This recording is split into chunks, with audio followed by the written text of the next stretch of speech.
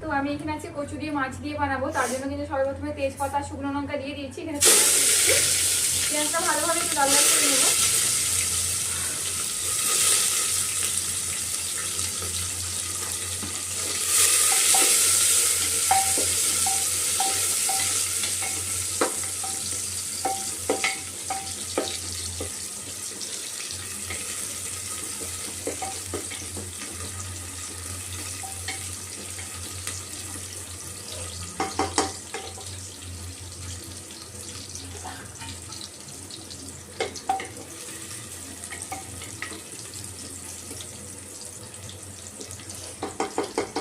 পেঁয়াজটা কিন্তু এখানে আমার ভালোভাবে লাল লাল হয়ে গেছে। এবার আমি সামান্য পরিমাণ আদা রসুনের পেস্ট দিয়ে দেবো।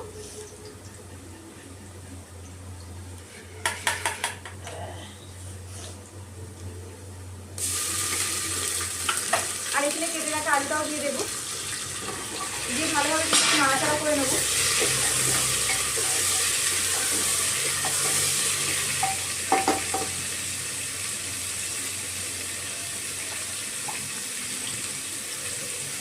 এখানে আমি কচুটাও দিয়ে দেবো। এবার একে একে সব মশলা দিয়ে দেবো। সামান্য পরিমাণ জিরে, সামান্য ধনে, সামান্য পরিমাণ লঙ্কা গুঁড়ো আর সামান্য হলদি গুঁড়ো আর নুন দিয়ে আমি মশলাটা কিন্তু ভালোভাবে একটু কষিয়ে নেবো। এখানে কেটে রাখা টমেটোও দিয়ে দেবো।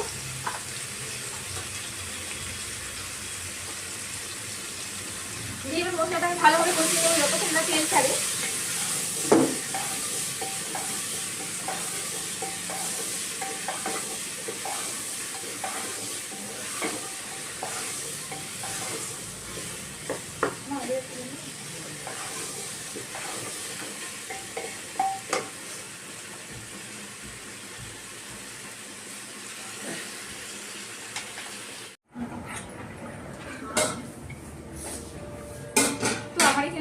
কচু আর মাছের ঝোলটা কিন্তু ভালোভাবে হয়ে গেছে। তো আমার এখানে মাছ ভাজা হয়ে গেছে। এবার আমি দিয়ে দেবো। তাড়াতাড়ি না, পরীক্ষা পড়ছিলাম, ইংলিশ পরীক্ষা। ঠিক আছে, আমি যাচ্ছি পড়তে।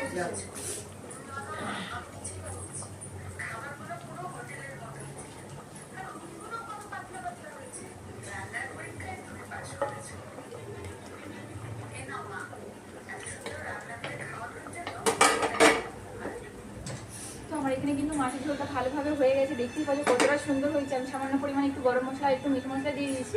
আর আমার এখানে একটু সামান্য নুন কম হয়েছে, আমি এটাও দিয়ে দেবো। আর ধনে পাতা দিলে, কাঁচা লঙ্কা ছিঁড়ে দিলে কিন্তু আরও টেস্টি হবে তরকারিটা খেতে। তো আমার এখানে কিন্তু ভালোভাবে হয়ে গেছে। এবার আমি নামিয়ে নেবো। আমি কিন্তু বেশি ঝোল করিনি, একদম মাখা মাখা তরকারি করেছি। দেখতেই পাচ্ছ যে কতটা সুন্দর হয়েছে।